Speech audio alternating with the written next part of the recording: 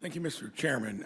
Heard coming in successful programs and the things we try to do through the federal government. Always commend any good idea that looks like it's got sustainability and is actually addressing a problem. I can tell you when I travel across my own state, the issues that come up most often would be the high cost of health care, workforce, and if it's not third, it's fourth, would be affordable housing and high-speed internet. So my concern is I think you're always going to get decent ideas, but for them to be dependable, it's got to be based on a foundation of sustainable financing. And what concerns me most, and we're in the budget committee, is that we've got to pay more attention to that regardless of what topic we're talking about. And here, of course, it's housing. So I think my concern, and I'd like to get some opinions on what you think about sustainability when I'll cite these numbers and how confident you'd be that the business partner, the federal government's going to be there for the good idea that might come across the legislative bowels, so to speak. We were $5 trillion in debt, I think, cumulatively up through the Bush administration. Added another $5 trillion from 2000 to 2008. To keep score, that's $10 trillion. From 8 to 16, the Obama administration, we added another $6 trillion. That's $16 trillion. Structuralized annual deficits, meaning cumulative debt with it, at $1 trillion a year, 17 and 18. I arrive in 18 and have been the loudest voice on for whatever you like through the federal government. Hopefully you'd get the operation working, prioritize, and make the best decisions. Well, COVID came along and kind of blew the doors off that thought. That was a kind of a once, hopefully, in a century thing that we have to contend with. I think we spent a ton of money. They just added, every penny was borrowed, basically. Net result is we're $34 trillion in debt. And the only template out there has been put out by the White House. It has us $42 trillion in debt in 5 years, 52 in 10 years. I'm not going to go through the arithmetic, but start pricing in part of the interest rate increase, it's going to overwhelm the system. Indiana University, we appreciate balanced budgets. We generate one annually. We live within our means. And I want to ask a few others the same question. Does it make sense to be talking about more when we're burdening future generations at the tune of $1 trillion every 6 months currently that we borrow? Mr. Walker.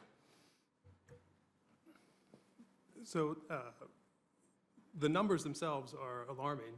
As a percentage of GDP, they're increasing, which means deficits as a percentage of GDP are going to continue to go up.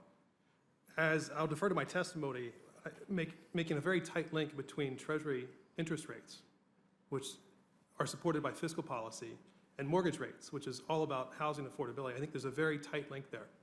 So what concerns me is we do have an amazing economic recovery, and yet we continue to spend higher and higher fractions of GDP, which means debt GDP ratios are going to increase. And as I said in my testimony, I think this is going to put upward pressure on 10-year U.S. Treasuries, which is going to put upward pressure on mortgage rates. Which ironically, housing is the most sensitive part of our economy to that very phenomenon. Absolutely, and that's going to make housing much less affordable.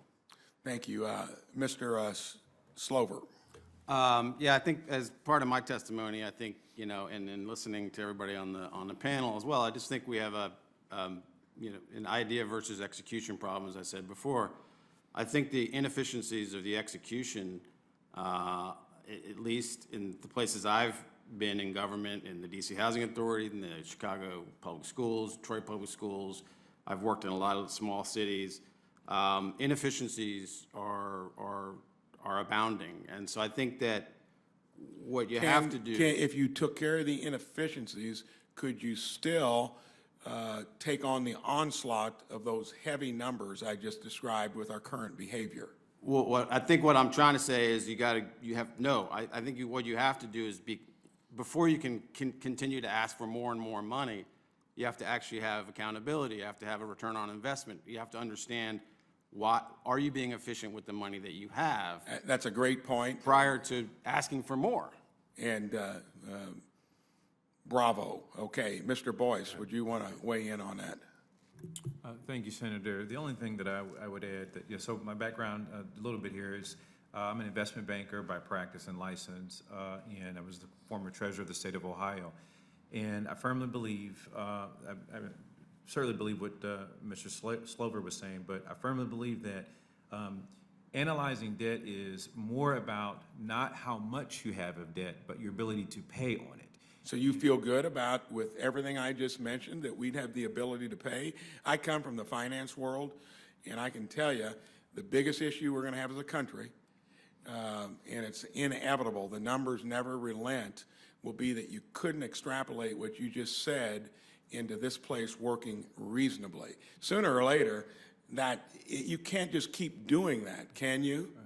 But embedded in that is the ability to pay on your debt. And again, what I look at, Principal as well as interest? of course. Embedded in that, though, in the debt is the job creation and all of the various tentacles that expand from job creation. When you talk about LIHTC and the use of those tools and what it actually means in the bigger sense of the debt allocation, there you're talking about creating stable housing opportunities so that families can become self-sustaining, so that they don't have to rely upon the system. And so somewhere in this conversation is balance. Somewhere in this conversation is reasonable analysis of both your ability to manage your debt and your ability to pay on your debt. Thank you. Senator Braun, thank you very much.